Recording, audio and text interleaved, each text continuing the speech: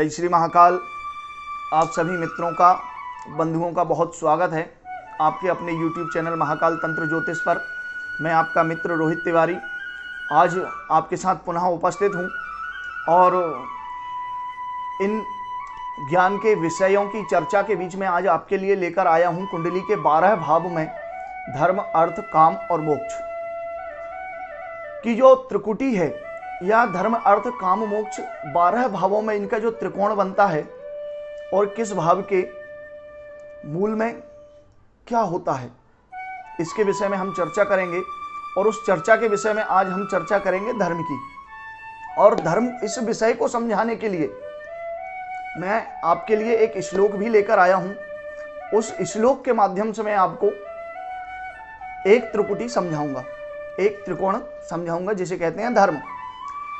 तो क्या है वह श्लोक और कैसे एक कुपुत्र सब कुछ नष्ट कर देता है।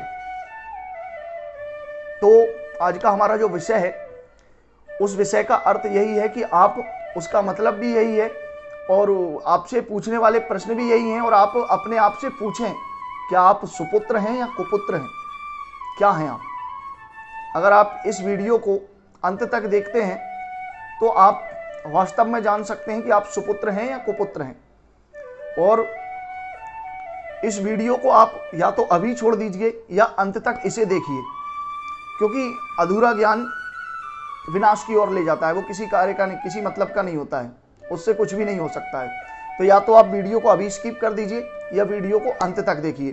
तो चलिए हम इस विषय में समझते हैं और चर्चा करते हैं। परंतु उससे पहले अगर आप मेरे वीडियो को देख रहे हैं और मेरे इस चैनल पर नए हैं तो कृपया मेरे चैनल को सब्सक्राइब करें, लाइक करें और वीडियो को शेयर करें।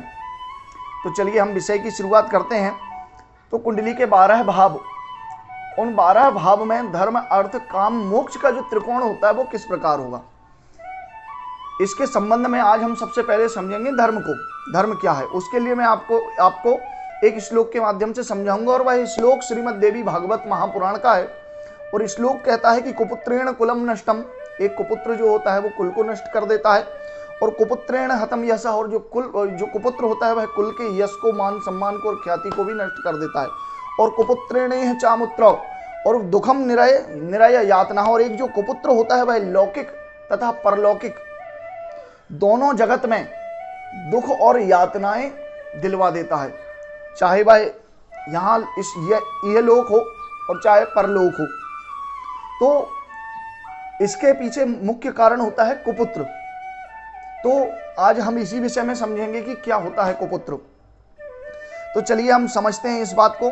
आप आपके मेरे स्क्रीन पर देख रहे हैं, साइड में एक कुंडली है जिसे मैंने एरो के माध्यम से समझाया है, जिसमें के 12 भाव में से मैं एक पहले त्रिकोण को समझा रहा हूं, प्रथम, पंचम और नवम। तो जो लग्न है और पंचम है और नवम भाव है, इसको मैंने एक एरो के माध्यम से पूरे त्रिकोण के रूप में आपको समझाया है। आप इसमें देखेंगे कि प्रथम भाव में धर्म लिखा हुआ है, पंचम जो है वह भी धर्म है और नवम जो है वह भी धर्म है। क्यों? क्योंकि इन तीनों का मूल धर्म होता है। मनुष्य के बिना, एक जातक के बिना, लग्न के बिना धर्म का कोई महत्व नहीं है। और धर्म करने के लिए बुद्धि चाहिए, चेतना चाहिए, जो पंचम है। और पंचम से पंचम जो बुद्धि है और जिसे हम लग्न से नवम मानते हैं, और वह धर्म है, प्रारब्ध है। नवम भाव जो है वह धर्म है। और पंचम से लग्न धर्म पड़ता है और धर्म से पंचम धर्म नवम से पंचम धर्म पड़ता है। तो यह जो त्रिकोण बन रहा है, इसका जो मूल आधार है, इसका जो मूल है, इन भावों का जो मूल है वह है धर्म। तो 1, 5, 9 ये हुए धर्म। उसके बाद 2, 6 और 10, द्वितीय, षष्ठम एवं दशम, ये जो भाव हैं यह है अर्थ। इनका मूल है अर्थ। द्वितीय अर्थ के लिए जाना जाता है, षष्ठम भाव अच्छे और बुरे अर्थ के लिए भी जाना जाता है। और वह भाव जो है जिस क्षेत्र में आप अपना कार्य करते हैं उसके प्रतियोगी भी उससे देखे जाते हैं। तो इसका भी जो मूल है वह अर्थ है। दो व्यक्ति अगर किसी चीज लड़ते हैं, क्योंकि शत्रु भी इसी से देखे जाता है, तो वो अर्थ के लिए लड़ते हैं, मूल के लिए लड़ते हैं कि उन्हें क्या चाहिए। तो इसीलिए षष्ठ भाव भी जो है अर्थ है। उसके बाद दसम भाव जो कर्म है, आजीविका है, व्यापार है, व्यवसाय है, वह भी अर्थ के लिए जाना जाता है। अब बात करते हैं तृतीय, सप्तम और एकादश। तो यह काम है। प्रथम धर्म, द्वितीय अर्थ, तृतीय काम। तो तृतीय, सप्तम और एकादश काम है, इच्छाएं हैं। कौन व्यक्ति नहीं चाहता कि उसके पास पराक्रम हो, बाहुबल हो? तृतीय भाव इच्छा है उसकी, क्योंकि जो किसी भी कार्य को करने की जो शक्ति होती है, जो इच्छा शक्ति होती है, वो तृतीय भाव से ही देखी जाती है। दूसरा सप्तम, आप जानते हैं, इच्छाओं के लिए, काम के लिए। और कौन व्यक्ति नहीं चाहता है कि मुझे लाभ हो, आय हो, जो एकादश भाव है। तो जो 11वां भाव है वह काम के लिए जाना जाता है। दूसरी चीज है धर्म, अर्थ, काम और चतुर्थ, अष्टम और द्वादश, ये मोक्ष के लिए जाना जाता है। जब व्यक्ति के पास सब कुछ हो जाता है, चतुर्थ भाव सब कुछ भोग लिया, उसके पास सब कुछ है चतुर्थ भाव में, तो वो कहता है बस अब कुछ नहीं चाहिए, अब तो सुख चाहिए, बस यहाँ सारी चीजें हो गई हैं। मोक्ष चतुर्थ, अष्टम जो मोक्ष के लिए मृत्यु के बाद ही तो मोक्ष होना है, अगर आपके पास धर्म होगा तो धर्म से अर्थ होगा, अर्थ से आप कार्य करेंगे तभी तो मोक्ष होगा आपका। और द्वादश भाव जो पूरी कुंडली का मोक्ष है, क्योंकि लग्न से जन्म होता है और 12वें भाव तक पुनः वह लग्न में आने के लिए फिर तैयार हो जाता है। तो इसीलिए यह जो भाव हैं, इनके जो त्रिकोण हैं, वह 4 चीजों को दर्शाते हैं, धर्म, अर्थ, काम और मोक्ष, क्योंकि इनका मूल है यह। धर्म, अर्थ, काम, मोक्ष इनका मूल है। तो उस संबंध में आज हम सबसे पहले जानेंगे धर्म को। क्या है धर्म? तो आप मेरे स्क्रीन पर जो कुंडली देख रहे हैं उसमें प्रथम, पंचम और नवम, यह है धर्म। इन तीनों भावों का जो मूल है वो धर्म है। तो अब श्लोक के माध्यम से हम इसे समझने का प्रयास करते हैं। मैं अपने ज्ञान के अनुसार आपको समझाने का प्रयास करूंगा। यदि आपको समझ ना आए तो आप मुझसे संपर्क करके भी विषय को समझ सकते हैं। तो सबसे प्रथम भाव व्यक्ति का लग्न, जहां व्यक्ति का जन्म होता है, लग्न। पंचम उसकी विद्या बुद्धि, नवम उसका धर्म।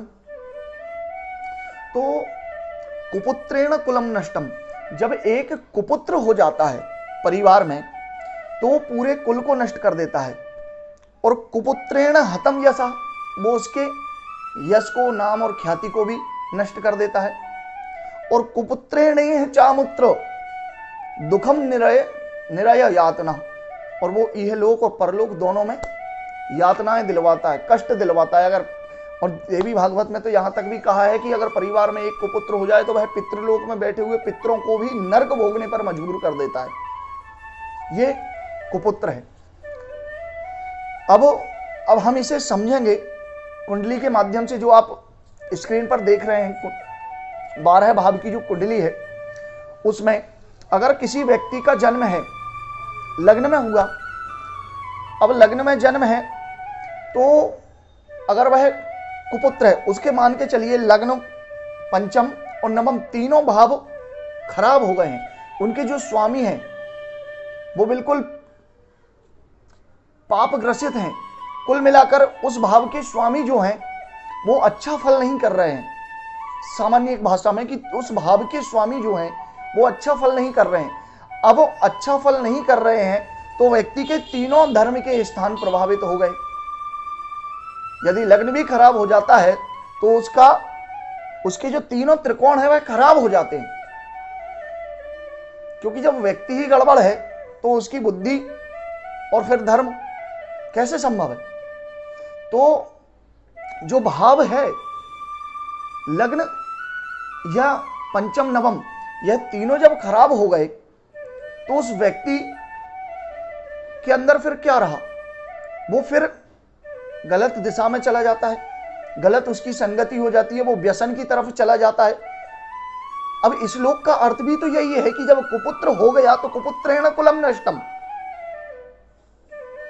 और कुपुत्रेण हतम यशः। अब जब कुपुत्र है तो आप लग्न को देखिए, उदाहरण के लिए लग्न है और उसमें कुपुत्र है, और मान के चलिए कि एक घर है जो 12 घर हैं, इन 12 घर में प्रथम, पंचम और नवम तीनों खराब हो गए हैं और तीनों में एक विस्फोटक रखा हुआ है जो कुपुत्र नाम का विस्फोटक है। अब जब वह विस्फोटक जो है जब वो फूट जाएगा, उसमें विस्फोट होगा, तो वो अपने आसपास के 2 भवन को सबसे पहले नष्ट करेगा। धर्म के आगे और पीछे, चाहे वो लग्न के आगे पीछे हों, पंचम के आगे पीछे हों या नवम के आगे पीछे हों, उन 2 भाव को सबसे पहले नष्ट करेगा। जैसे किसी घर में कोई विस्फोटक है और जब वो फूटेगा तो दोनों तरफ जो घर रहेंगे उनको स्वाभाविक बात है कि क्षति होनी है। तो जब धर्म में एक कुपुत्र होकर अधर्म करने लग जाता है तो उसमें जो विस्फोट होता है वह विस्फोट क्या होगा? अर्थ का होगा। भाई कुपुत्र है, जब वो धर्म में विस्फोट करेगा, अधर्मी हो जाएगा, तो सबसे पहले उसका जो कर्म होगा वो अर्थ को नष्ट कर देगा, आपकी ख्याति को नष्ट कर देगा, नाम को नष्ट कर देगा, संपत्ति को नष्ट कर देगा, और अधर्म के रास्ते पर चलेगा तो आपके अर्थ को नष्ट कर देगा। चाहे वो कुंडली का द्वितीय भाव हो या फिर वो छठा भाव हो या फिर वो दसम भाव हो। क्यों? क्योंकि जब एक व्यक्ति अधर्म के रास्ते पर जाएगा तो द्वितीय से धन को भी नष्ट करेगा, छठे भाव से शत्रुओं को लेकर आएगा और दसम भाव से आजीविका को भी नष्ट कर देगा। अब जब व्यक्ति का धर्म नष्ट हो गया, अर्थ नष्ट हो गया, तो अर्थ के साथ जो पिछला भाव है जिसे हम मोक्ष के लिए जानते हैं, द्वादश, चतुर्थ और अष्टम, अब इस भाव में भी जब लग्न में धर्म में विस्फोट होगा तो स्वाभाविक सी बात है कि वो अर्थ को नष्ट कर देगा, और अर्थ के नष्ट हो जाने से आप जो है काम नहीं कर सकते हैं, कार्य नहीं कर सकते हैं, तो आप अपना मोक्ष का रास्ता भी बंद कर लेंगे। उस स्थिति में जो है मोक्ष का रास्ता भी बंद हो गया, क्योंकि धर्म अर्थ से होगा और अर्थ से आप कार्य करेंगे तभी आप मोक्ष की तरफ पहुंच पाएंगे। परंतु आपने दोनों रास्ते जो अर्थ है और मोक्ष है, धर्म में विस्फोट करके, अधर्म का विस्फोट करके, उस कुपुत्र ने जब धर्म के स्थान पर अधर्म का विस्फोट किया, अधर्म नामक उसने जब कुपुत्र नामक उस बम ने जब विस्फोट किया, वो अधर्मी हो गया, तब जो है अर्थ को नष्ट करेगा और अर्थ के साथ साथ मोक्ष का रास्ता बंद कर देगा। अब इसके बाद आपको बचता क्या है? तृतीय, सप्तम, एकादश, कर्म।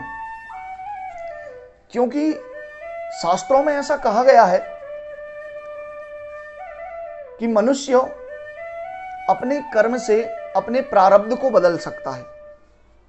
अगर वह सत्कर्म करता है और उसके कर्म बहुत अच्छे हैं तो वह पुनः धर्म पर जाकर उसको पुनः स्थापित करके अर्थ का अर्जन करके और फिर मोक्ष को प्राप्त कर सकता है।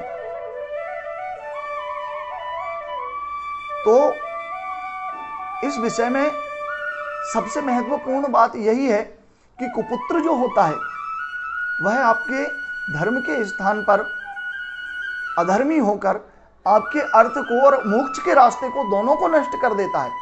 फिर आपके पास बचा रह जाता है कर्म। हालांकि कर्म भी उसमें क्षति हो जाता है, परंतु फिर भी आप उसको जोड़कर और किसी प्रकार पुनः धर्म की स्थापना करके,